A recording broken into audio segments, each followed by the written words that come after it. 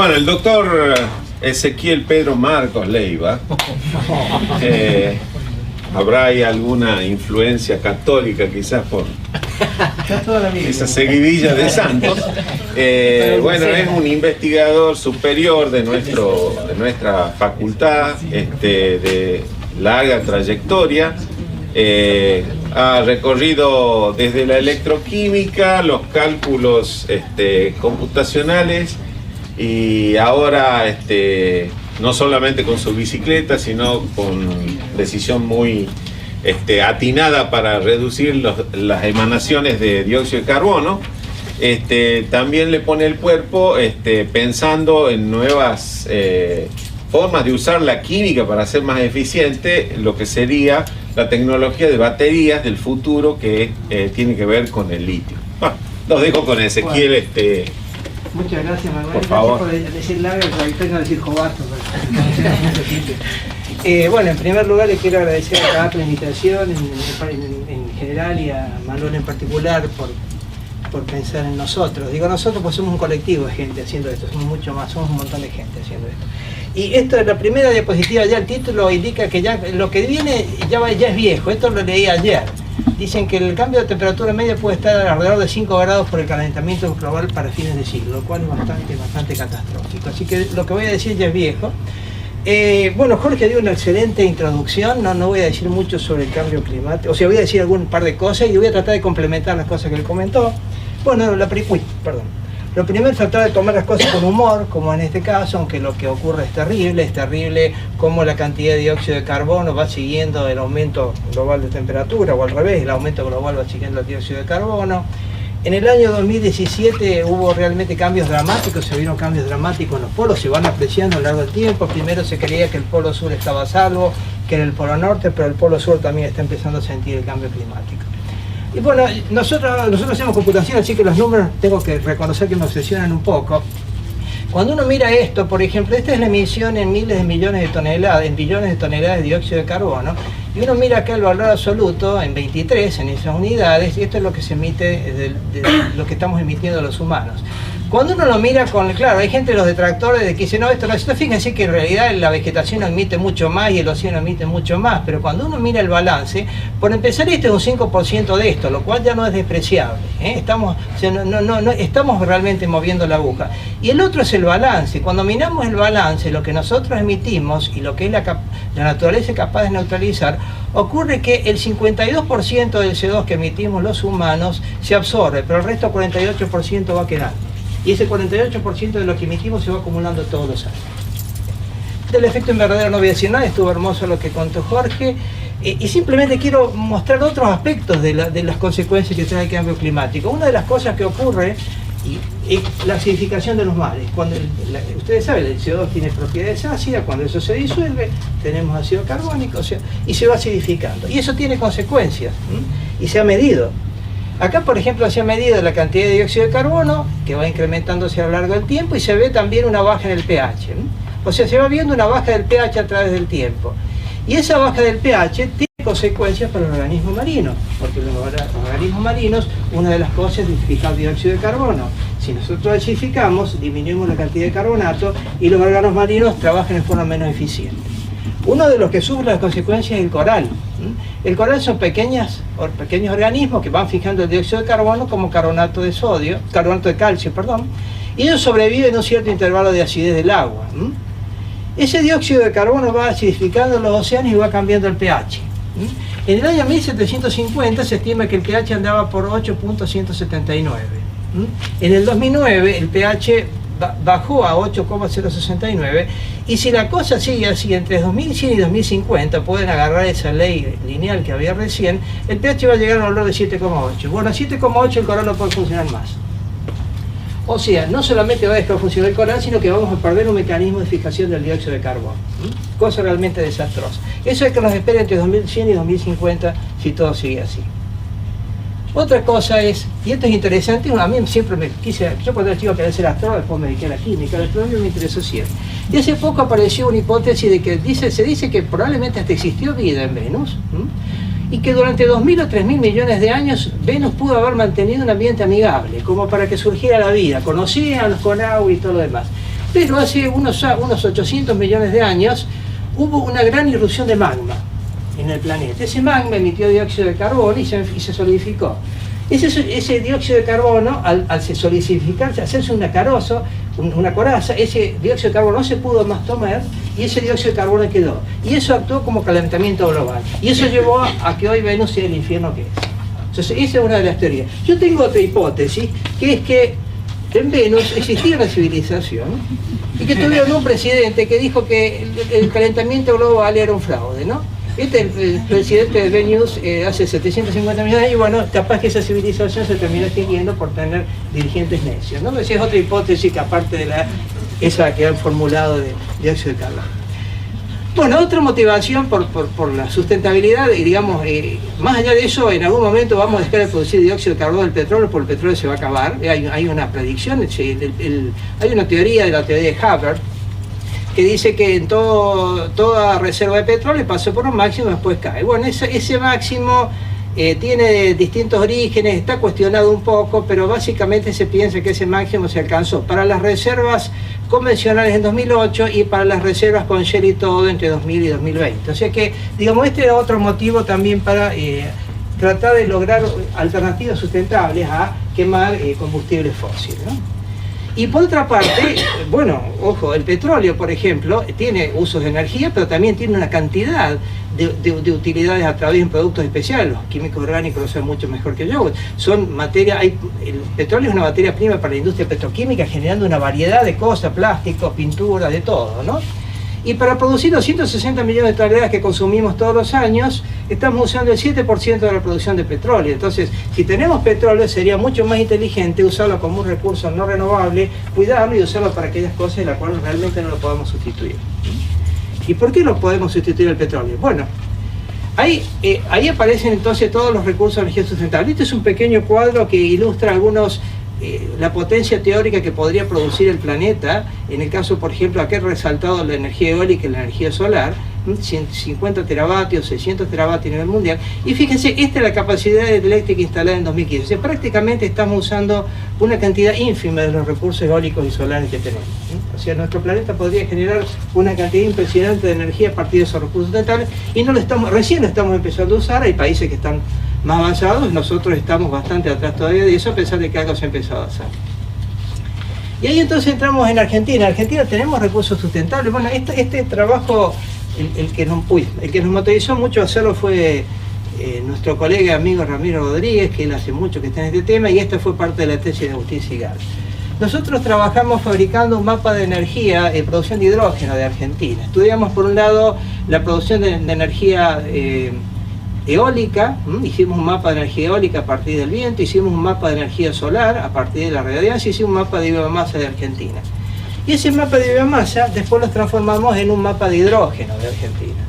Y vimos la capacidad de producir hidrógeno en Argentina. Si ustedes se fijan, perdón, acá, quiero volver un segundo, tenemos mucho viento en el sur, tenemos mucho sol en el norte y tenemos biomasa en el centro. O sea que realmente Argentina tiene medianamente distribuidos los recursos energéticos sustentables. Lo interesante es cuando uno hace la cuenta, en oscuro está la mayor densidad de hidrógeno que podríamos producir. Acá nosotros hicimos el cálculo en base a hidrógeno, porque como vamos a ver en un ratito, el hidrógeno puede ser un vector de energía. El hidrógeno se puede transportar, es una forma de transporte de energía. Cuando uno saca la cuenta, se da cuenta que Argentina podría producir 1.000 millones de toneladas de hidrógeno por año si usara todo su potencial sustentable. Capaz que ese número dice mucho, en hexajoule capaz que no dice tanto, en dinero, bueno, ya dice bastante, no son billones de pesos que se podrían producir, pero mucho más lo dice en términos de la demanda del mundo. Argentina podría producir un cuarto, a partir de fuentes sustentables, un cuarto de la energía necesaria para mover el mundo. O sea, tenemos energías sustentables en potencia para más de 1.000 millones de habitantes. El tema es qué hacemos con eso. Pero esa potencialidad existe, está.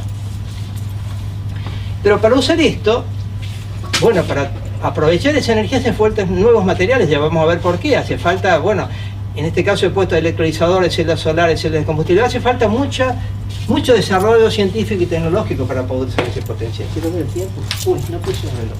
No, está bien. ¿Cuánto estamos? Dale 3 minutos. 3 minutos. A la 1, a la 2, a las 3. Más 3 minutos. Para eso, no, decir, no sé cuánto va, más o menos cuánto va. Sí, 3 minutos. 3 minutos, va. Sí. No quiero poner ¿Alguien? que quise ponerlo y me olvidé. Bueno, dentro de lo que es el transporte, estas energías sustentables que decimos son discontinuas. La energía solar, la energía eólica no están siempre, hay que almacenarla de alguna forma. Y acá aparece un concepto muy interesante que es un vector de energía. Se llama un vector de energía, una sustancia o un dispositivo que sea capaz de almacenar esa energía y transportarla de alguna forma. Pero en la práctica, ¿qué es un vector de energía? Bueno, en la práctica, las baterías, las pilas, los condensadores, el hidrógeno, el aire comprimido, el agua, los volantes de inercia, todas estas cosas son vectores de energía. Todas estas cosas permiten transformar de alguna forma, almacenar y transportar esa energía. Y dentro de esos vectores, bueno, lo que a nosotros nos interesa un poco, lo que estamos estudiando, son el tema de las baterías de litio. Las baterías de litio realmente es la mejor tecnología que existe en batería, eso es un comentario que hace la revista Nature. Anualmente, en el año 2013, se produjeron del orden de 5.000 millones de baterías, para que ustedes vean la magnitud del impacto que está teniendo esta tecnología en nuestra vida diaria. Casi todos ustedes tienen una batería de ion litio en el bolsillo en este momento. Se prevén también, hay una proyección muy fuerte en el incremento de vehículos eléctricos, ya vamos a hablar un poco en eso, y cómo entramos nosotros desde el punto de vista de nuestro país, ya vamos a seguir hablando un poco más de eso, pero en América Latina, entre Bolivia, Chile y Argentina, concentra entre el 50 y el 70% de las reservas mundiales de litio, que son necesarias para fabricar estas baterías. Bueno, y el litio en principio, acá es un poco dicho en broma, pero bueno, no es contaminante y en todo caso es antidepresivo. Otra cosa respecto a la potencia, esto es alguna consideración, digamos, los más viejitos sabemos quién es los más jóvenes seguramente no lo conocen, o quizás sí, este es Godzilla, ¿no? Era nuestro ídolo, representante de la fuerza, la potencia, etc. Pero bueno, hoy en día hay otros ídolos que han aparecido, ¿no? Como esta, por ejemplo.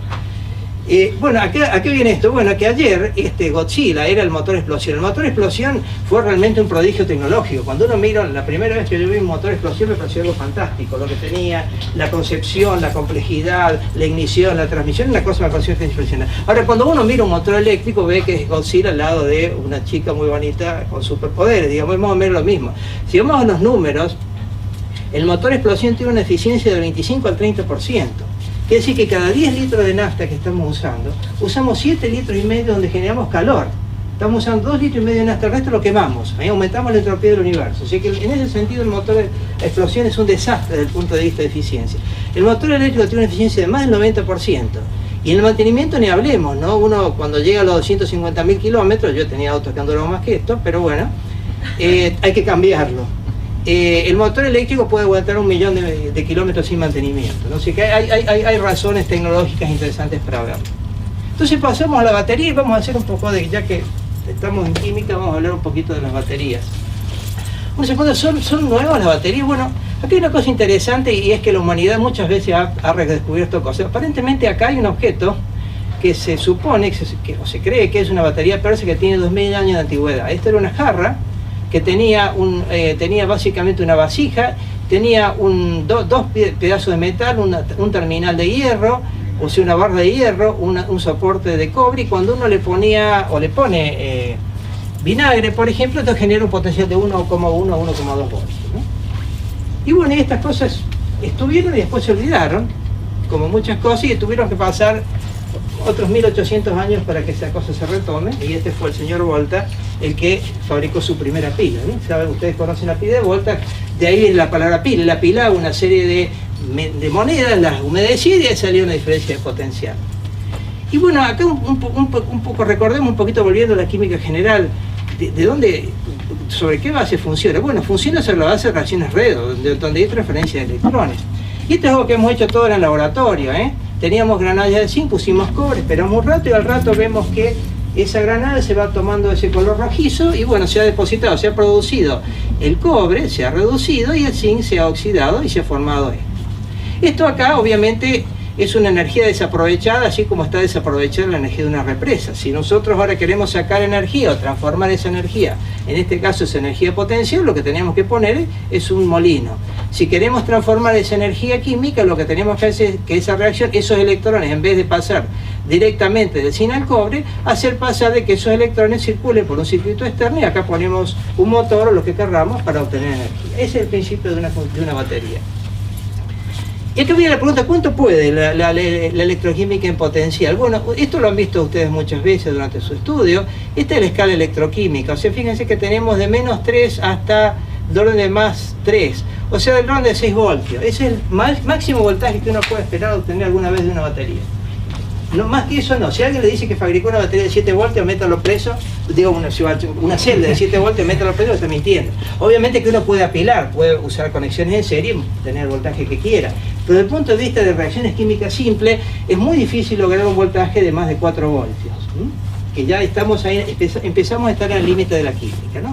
Acá está la reacción de agua, fíjense, en este rango es estable el agua comparado con este rango, y si ustedes piensan entonces que nosotros vamos a trabajar con litio, nos vamos a mover en este potencial, fíjense qué lejos estamos del agua, con lo cual indica que trabajar con el litio es una cosa bastante problemática porque no podemos usar agua. En una batería de litio el agua tiene que estar afuera, hay que trabajar con condiciones muy controladas de humedad y también en condiciones muy controladas de inocencia de oxígeno, que eso le mete un poco el problema. Ahora, la distancia que hay entre decir, bueno, yo tengo esto y hago una batería, y bueno, es más o menos la misma distancia que decir E igual a MC cuadrado y tener la pila funcional, la pila atómica funcionando. Es decir, esto es un principio, pero transformar este principio en tecnología no es nada trivial, y lleva mucho tiempo, y llevó mucho tiempo. Si nosotros miramos un poco la historia de la batería, empieza más o menos acá, esto es 1800, donde Don Volta hace su batería. Fíjense, en 1859 se inventó la batería de plomo, pasaron 60 años. Después, un poco más tarde, aparece la batería de Leclanché, la de carbón zinc, que ya pasó de moda, y en 1899, o sea, en 1900, aparece la batería de níquel-cadmio. Y recién, en 1991, aparece la batería de ion litio comercializada, esa es la batería de Sony. O sea que de acá hasta acá pasaron 190 años desde que apareció el principio hasta acá. Bueno, hace poquito, ustedes saben, acá está un poco al fondo, hace poquito fue objeto del premio Nobel, digamos, las personas que permitieron la evolución actual recibieron el premio Nobel, ese reconocimiento hace poquito. Ahora de nuevo, y acá es un chiste, siempre mis amigos físicos me hacen chiste con esto, desde la primera pila de Volta, 1800, hasta los Sony pasaron 190 años. Desde que Einstein dijo MC cuadrado hasta que hicieron la batería pasaron 37. ¿Por qué acá 37, acá 190? Como químico no quiero decir que seamos menos vivos que los físicos. Es un problema de interés. Cuando se supo que se podía transformar una batería en energía, se pusieron todos los recursos necesarios, bélicos, de dinero, logísticos, para hacer la pila de Chicago. Y este otro total, tenemos petróleo, lo estamos quemando, nos va bien y seguimos, ¿no? O sea, hubo una gran... Y lo que quiero decir con esto es que las decisiones políticas a veces son fundamentales cuando uno quiere cambiar un rumbo. Lo cual tiene que estar la decisión política y también la concientización de la gente, que, bueno, hoy Jorge lo empezó a hacer muy bien y espero de que las cosas que hemos discutido queden en nuestra memoria. Respecto... ¿Cómo andamos? 11 minutos llevo. Bien. Bueno, este es un esquema, esto se llama diagrama de Ragone. Esto es para mostrar un poquito dónde están los distintos tipos de baterías, ¿no? Estos diagramas muestran una potencia creciente, o sea, la energía que uno puede dar, la corriente que uno puede sacar de la celda en función de la duración. Fíjense que la batería de plomo anda por acá, la batería de níquel, metal y hidro anda por acá, y la batería de ion litio anda por acá. O sea que evidentemente en cuanto a potencia y capacidad es una batería muy superior.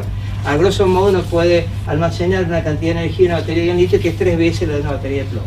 Que es mucho, pero no alcanza. Ya vamos a ver que no alcanza. No alcanza para lo que queremos hacer.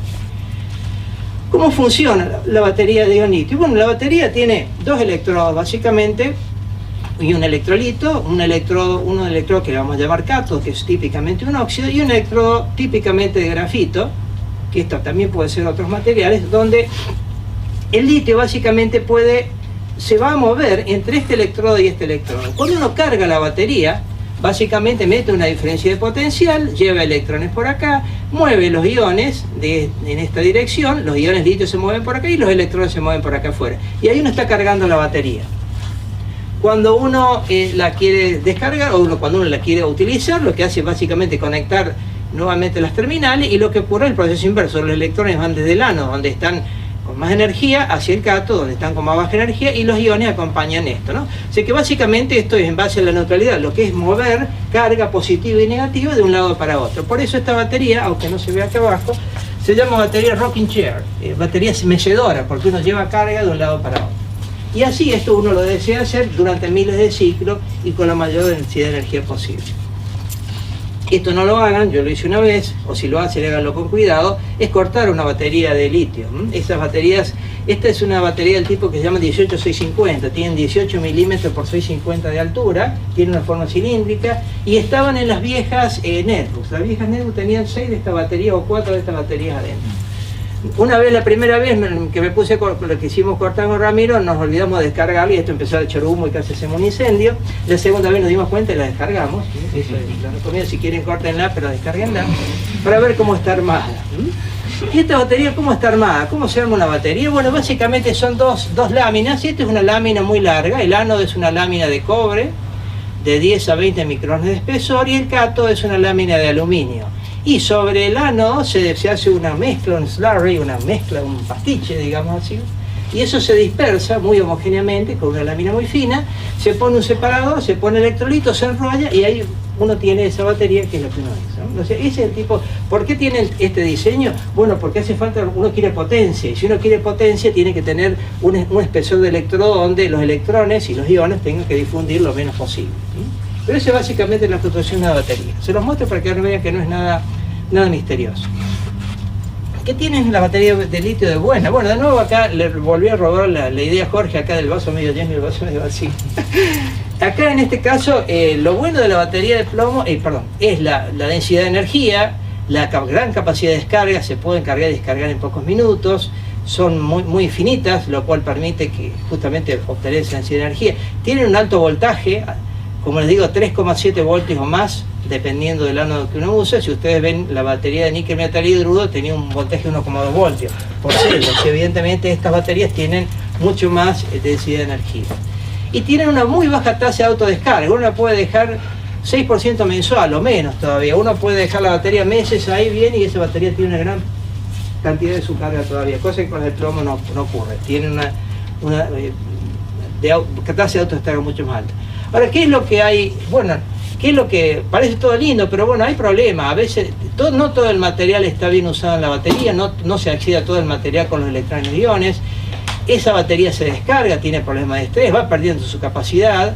Hay problemas si uno la agujerea la batería, hay problemas de inestabilidad térmica. Eso es, es un típico experimento que se hace de abuso a las celdas. Lo que hace es una celda, se la agujerea y ve cómo cambia la temperatura. Eso es una de las pruebas que soportan los materiales. Bueno, más potencia, más velocidad de carga. Esas son todas las cosas que son deseables. Entonces acá lo que pretende un poco mostrar es el estado actual de las cosas. El estado actual de las cosas es acá, más o menos. Un auto con un peso razonable de batería, digamos del orden de los 150 a 200 kilos, puede hoy recorrer 160 kilómetros. Esa es la capacidad actual de una batería. Y requiere de varias horas para la carga. Eso es el estado actual. ¿Dónde se desea ir? Y bueno, se quiere ir a un rango de más kilometraje. Lo que está, digamos, en vista próxima, o sea, una cosa que es factible y la cual se está investigando y que estamos investigando actualmente, es hacer baterías de litio-azufre. O sea, cambiar uno de los materiales de los electrodos, que sería el cátodo, con lo cual uno podría extender este rango de 160 kilómetros y ir a la batería de los 400 kilómetros. Ese es un tema. El otro tema que se está trabajando también es lograr baterías que se carguen más rápido. Es decir, o bien uno hace una batería con más duración o una batería que se cargue en el orden de minutos. Ese es el otro de los objetivos. El litio-azufre, un poco lo que les decía recién, la capacidad de la batería de litio-azufre supera, esto es litio-azufre, en verde está litio-azufre, esta es la batería actual, digamos, sobre la base de grafito y inoxio, y como se ven, esta batería tiene una capacidad que en principio es bastante mayor. Acá, digamos, eso depende de donde uno lo lea, si uno mira solamente un electrodo. Cuando uno mira la batería en su conjunto, de nuevo, la batería de litio-azufre puede llegar a tener, pensamos en el caso de que funcione bien, 3 veces la capacidad del otro. Tiene un costo relativamente bajo, el azufre es un material muy abundante en la naturaleza, creo que es el quinto en abundancia, y estas baterías pueden operar a baja temperatura. Pero bueno, esto es hoy, esto es el futuro inmediato, y en el futuro lejano se hablan de baterías de litio-aire, o sea, baterías donde la reacción que se use básicamente sea de un electrodo que tiene litio con el aire ambiente. De todos modos hay gente escéptica, inclusive uno de los premios Nobel dice que la batería de litio-aire nunca va a funcionar, se lo escuché decir a Whittingham en una charla. Así que bueno, esta cosa está todavía discutida, esto está bastante más cerca. Y acá viene entonces ahora, ¿qué está pasando? ¿Dónde vamos y qué es lo que está pasando en el mundo? Fíjense, esto es una estadística de Bloomberg, así esto no es, no es Greenpeace, esto no hay interés, digamos, alguno en la ecología, en decir esto que estoy diciendo, pero fíjense, este es el precio de la batería, el del auto a explosión.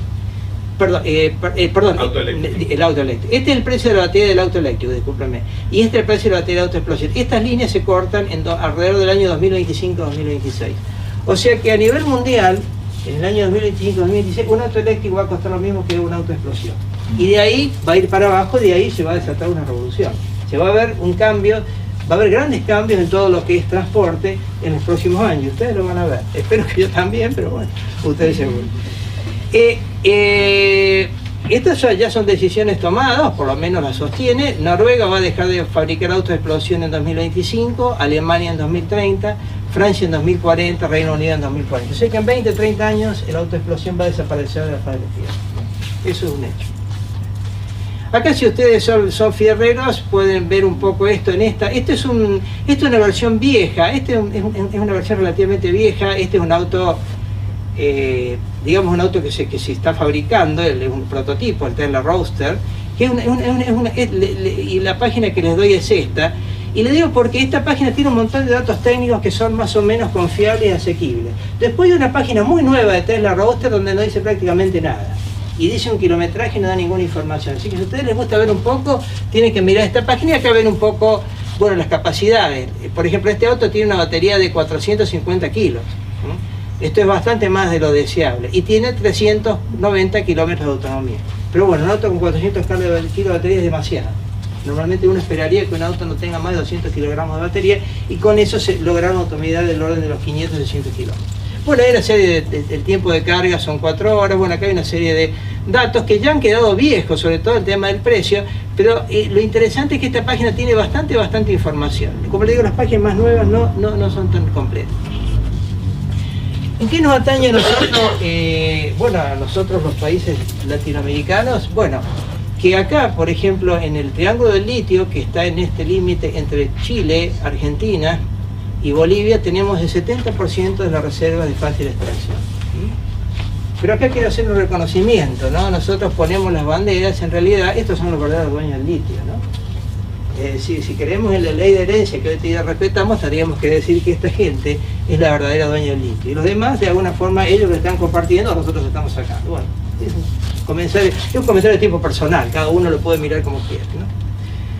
¿Y qué nos toca a nosotros? Bueno, nosotros, como les decía, yo no vengo a hablar de mí, y tampoco voy a hablar demasiado de nuestro grupo, pero quiero comentarlo.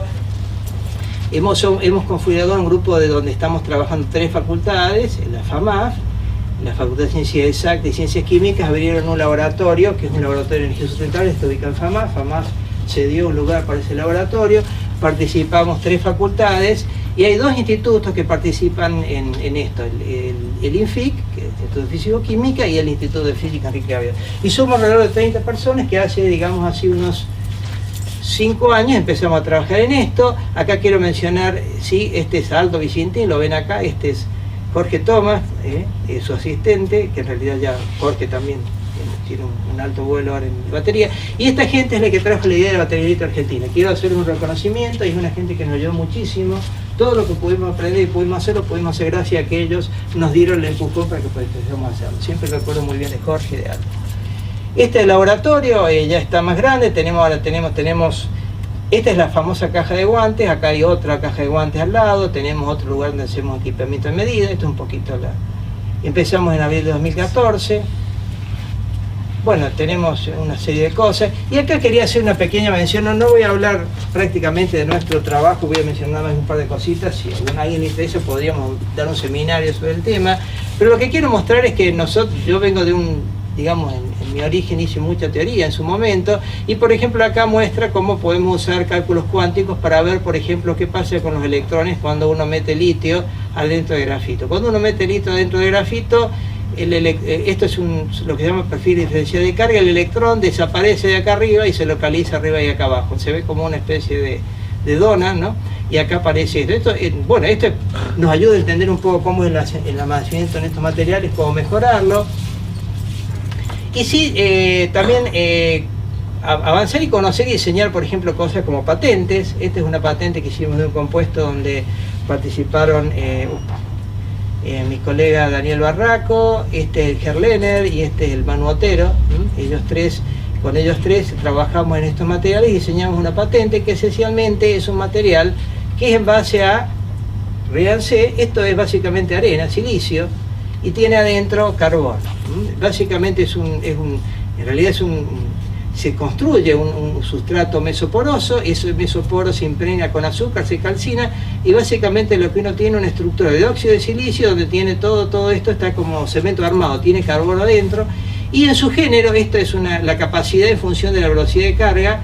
Este compuesto era hasta hace poco por lo menos el mejor que se había hecho, le digo, a nivel mundial. No es el mejor de los compuestos, pero en su género logramos fabricar el mejor de los compuestos en base a sílice, a óxido de silicio y en base a carbono. Esa es una de las cosas que hicimos. Tenemos muchas líneas de trabajo, no era mi intención mencionarlas ahora. ¿Qué tengo acá? Quiero ir para adelante y no puedo. ¿Qué pasó? ¿Qué trabajo? Es la batería. Vamos a meter el dedo. Ahí está. Bueno, esta es una simulación. Esto también es una simulación, por eso se trabó. Acá, por ejemplo, una de las cosas que es cuando uno guarda litio adentro de grafito. Ay, caramba. Cuando uno guarda litio, vamos a tener que ir de nuevo para atrás. Por eso se trabó. Cuando uno guarda litio dentro de grafito, se producen distintas fases. Y eso es lo que nosotros hacemos, es simular con la computadora. Hemos simulado estos procesos de cargado y de descargado. Es una de las cosas que hacemos, o sea, nos ayudamos con la computadora para entender cómo funcionan estos materiales. También este es otro material, esto es un titanato, y acá lo que representamos es un pedacito de titanato de litio en contacto con un electrodo, y hacemos una simulación donde estudiamos cómo va creciendo lo que llamamos una core shell, una celda carozo-coraza, cómo se va generando, cómo se va cargando, y en realidad lo que se ve acá, bueno, no se ve muy bien la simulación, pero esta simulación muestra uno de los inconvenientes de estos materiales, que es que cuando este material va creciendo y cuando se va formando la estructura litiada, ese material va formando una celda alrededor, y como en estos materiales el campo eléctrico juega un papel importante en mover los iones, cuando uno formó una coraza, adentro de esa coraza es como una celda de Faraday, se le acaba el campo eléctrico y eso no crece más. Esas son las limitaciones que tiene este material. Acá muestra cómo avanza el potencial, como resolvemos la ecuación de Poisson, va mostrando cómo eso se va transformando en una estructura metálica y va avanzando. Bueno, esa simulación pretende mostrar la distribución de potencial a lo largo del tiempo cuando uno va cargando ese material. O sea que, digamos, por un lado hacemos experimentos, diseñamos material, y por otro lado tratamos de entender esto a través de simulación. Bueno, y acá ya estoy casi al final. Las conclusiones, bueno, en eso me quiero parar mucho, y la verdad que Jorge dio una hermosa charla y dio un panorama muy amplio de esto. Hay muchas razones para tener hay numerosas razones, por empezar la supervivencia, para tener un planeta más sustentable, ¿no? Si no, no vamos a vivir. Hay recursos más que suficientes para ello. Yo creo que los convencí Argentina tiene recursos sustentables, pero cuantiosos, que simplemente es un problema tecnológico de decisiones políticas empezar a hacerlo. Los vectores de energía están en pleno desarrollo, hay muchos, otros, yo hablé un poquito de las baterías, están las llamadas celdas de combustible, que es otra forma de generar energía, de transportar energía. El hidrógeno es un vector de energía muy importante, del cual no hablé, porque la tecnología de hidrógeno tiene otras limitaciones que nos llevaría un buen tiempo charlar, con lo cual el hidrógeno probablemente sea mañana, pero mañana o pasado mañana. Hoy y mañana son las baterías de litio. En algunos casos el cambio está a la vuelta de la esquina, y bueno, en este caso nuevamente las decisiones políticas juegan un papel fundamental. Eso lo quise mostrar con esto de que desde que Einstein dijo MC² hasta que hicieron y no quise poner la bomba atómica porque Alberto se baja y me agarra patada, como una cosa que odiaba Einstein, y que hubieran hecho la bomba atómica con la idea de él. Es decir, siempre Einstein decía, si yo hubiera sabido lo que iban a hacer, hubiera sido plomero, ¿no? Pero bueno, de todos modos lo que quiero decir es esto: desde que se concibe la idea de transformar la masa en energía hasta el primer reactor nuclear pasaron 37 años. En cambio, desde que alguien concibió una batería hasta que tuvimos algo funcionando más o menos bien, pasaron 180 años. Fundamentalmente fue un interés político, son decisiones que se van a tomar. Bueno, ahora quiero hablar un poco. Por un lado estamos los senior, por no poner los jovatos acá. Daniel es mi contraparte física, él es más joven que yo en realidad. Osvaldo, cámara, bueno, quien les habla. Y muchísima gente. Acá, y le pido disculpas, hay un montón de gente que no he podido meterlo a todo, no está actualizado, pero bueno, toda la gente, hay mucha gente del departamento de química teórica que trabaja con nosotros, Guillermo Martínez, Germán, que vuelve de Alemania, hay gente de física. En azul están los físicos, en rojo están los químicos. Perdón, en azul están los teóricos, ahí sí, los teóricos. Y en azul los experimentales. Guilla hace de todo, Guilla hace las dos cosas, Fabi experimentalista, Oscar es teórico, bueno, hay gente, con la gente de Santiago amiga, gente de física, Ceci, el Pato, el Edu, la Andrea, bueno, Carla, que ella no está ahora, hizo la tesis con nosotros, un pico teórico, gente de física, el Sacha, el Manu, el Agustín, el Alexis, este chico es ingeniero que se lo dice un poquito, bueno. Y otra pandilla de colegas de afuera. Y bueno, mi agradecimiento a todos ustedes por el tiempo que se tomaron para escuchar. CONICET, el MISIT esperemos que vuelva, que lo queremos de nuevo. Por ahora es una secretaría, FONCIT, CECIT, nuestra universidad, por supuesto, pública y gratuita, y a los colegas nuestros que tantas manos nos dieron. Bueno, yo de nuevo gracias por todo.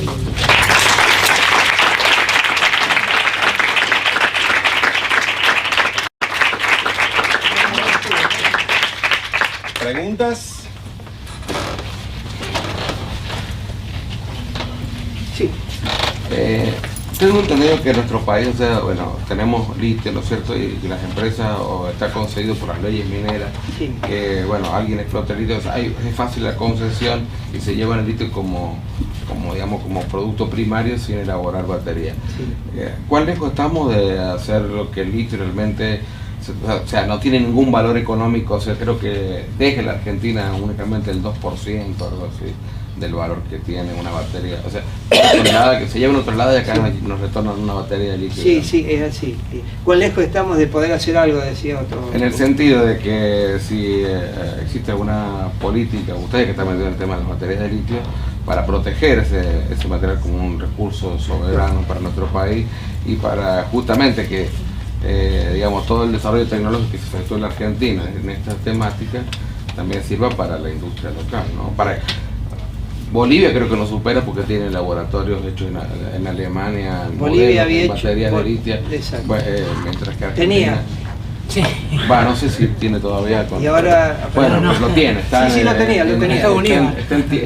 Está en territorio funcionando, una planta piloto de fabricación de. Bueno, acá no tenemos todavía ninguna visión de esa posibilidad. O sea, ¿cuál es la situación actual de la Argentina en cuanto a el valor agregado del litio? Ese es un tema muy delicado. Una de las cosas que por empezar, como bien dijiste, son las provincias las que administran el recurso. En este momento, por ejemplo, Argentina exporta carbonato de litio y nosotros no podemos ir y tener el carbonato de litio de Jujuy. No lo podemos, tenemos que comprar afuera. Esa es la situación actual. De todos modos, ¿por qué digo que es un tema que hay que manejarlo con mucho cuidado? Si Argentina dijera, bueno, vamos a dejar de exportar litio para hacer batería, los 2 días tenés un caos y te va a llover, no digo misiles, pero te va a llover un montón de problemas. ¿Por qué? Porque hay mucho interés en comprar el litio. Tampoco sería inteligente en esto de decir, no dejo de exportar el carbonato de litio para hacer batería, porque tampoco tenemos la tecnología para hacerlo, no sería lúcido. Por otro lado, podríamos tranquilamente fabricar baterías y seguir exportando carbonato de litio. Digamos, el volumen que nosotros podríamos usar, nosotros podríamos constituirnos en productores de baterías, de alguna forma, seguir exportando una gran cantidad de carbonato de litio, seguir proveyendo al mercado internacional y podríamos seguir haciendo ese negocio. ¿Cuán lejos está de eso? Y la pregunta mágica es los inversores, ¿no? Porque te hace falta para una megafactory, una generación de baterías. Porque estos son empresas, aquí hay economía de escala. No, hacer una batería es caro, 10 baterías más barato y así miles, millones de baterías muchísimo más barato. Hay una economía de escala que es importante, entonces eso tiene que ser un cierto volumen. Para eso hace falta una inversión muy grande y no es fácil conseguir inversores grandes. Entonces, ¿qué es lo que haría falta? Bueno, yo creo que hace falta sí gente lúcida que viera la forma a nivel, yo te estoy hablando a nivel político, nosotros nos movemos a esta altura, que es la altura de la ¿Cuál es el nivel de millones de dólares que se requeriría para hacer una fábrica que produjera, digamos, y yo te diría que tendría que pensar en varios miles de millones de dólares si vos querés ser competitivo internacional, y sería difícil competir con los chinos, Entonces, por lo cual, digamos, en el dogma capitalista hay que dejar que los chinos te vendan la batería. Ahora, si vos lo pensás desde un punto de vista práctico, si cuando Argentina quiera transformar los autos a explosión en eléctricos, va a tener que pagarle a quien le venda la batería del orden de 30 a 40 mil millones de dólares.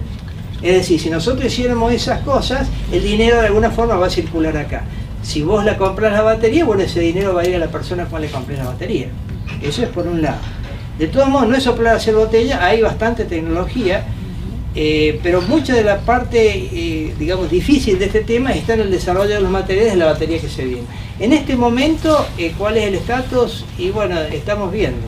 La verdad que no sé, todo es bastante sensible al panorama internacional, al panorama local, y también hay intereses, hay lobbies internacionales. La otra vez tuvo un señor que vino de una, creo que representa las mineras, que se llama Mr. Lithium, lo pueden googlear, y lo que nos dijo, Argentina no tiene ni siquiera que producir hidróxido de litio, ustedes tienen que exportar carbonato de litio y competir con Chile, eso es todo lo que tienen que hacer.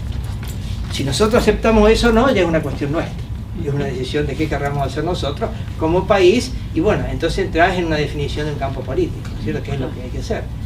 Más de eso es lo que te puedo decir. Nosotros por ahora lo que seguimos investigando, rompiendo la cabeza y tratando de diseñar nuevos materiales y aprendiendo más sobre esto. Las decisiones políticas inclusive en algún momento se van a trascender y tampoco las podemos hacer solos, no podemos actuar solos como país. Pero yo quiero poner un último slide, que es contestar una pregunta que hacen los detractores de quienes no les interesa que fabriquemos la batería. Y dice, bueno, pero ustedes tienen litio, pero la batería no tiene solamente litio, tiene cobalto, tiene aluminio, tiene manganeso, tiene níquel, tiene cobre, tiene aluminio, tiene un montón más de materiales, no es solamente el litio. Bueno, a esa pregunta lo que uno puede contestarle es esto. Cuando uno mira Latinoamérica, y si hablamos de los materiales que se podrían, para hacer los materiales convencionales para hacer la batería, baterías que hoy se usan, vemos que Brasil es existe la segunda reserva del mundo en níquel, la cuarta de aluminio, la quinta de fósforo, la segunda de hierro, la tercera de manganeso. Paraguay tiene la primera reserva de titanio del mundo. El titanato es uno de los materiales indispensables como ánodo, muy estable, muy ciclable, y electrodos de carga a una alta velocidad. Cobre tiene la primera reserva del mundo, es el 12º productor del mundo, y nosotros tenemos una gran cantidad, acá no lo he puesto porque no escaleamos a nivel internacional, pero sí tenemos reservas muy buenas de magnetita, con la cual uno puede fabricar fosfato de hidrolitio, que es un material. Y bueno, y Cuba acá está, que es la tercera en cobalto que tiene el mundo. O sea que realmente no solo tenemos litio, tenemos todos los materiales. Lo que nos falta es la decisión y la cabeza para hacerlo. Parece que, bueno, de nuevo, nosotros empezamos hace 4 años. Digamos, nuestro grupo, digamos, un grupo joven, es como Cuentas Jorge, que estamos empezando con esto, ¿no? Aprendimos, pero bueno, esto lleva tiempo, lleva masa crítica, lleva soporte, lleva, qué sé yo, cosas así muy prácticas. Por ejemplo, XPS, hasta el año pasado no teníamos ninguno, tuvimos que hacer un montón de gestiones, no teníamos un XPS, ahora lo tenemos, estamos precisando un tiempo. Estas cosas suenan muy lindas, pero hace falta un montón de infraestructura y un montón de equipamiento y un montón de recursos. Hay que sostenerlo, hay que comprar los insumos, es decir, aparte de hacer todo el trabajo de investigación que hay que hacer, ¿no es cierto? Entonces, bueno, eso es un poco, así contesto la pregunta. Bueno, muchas gracias, Ezequiel.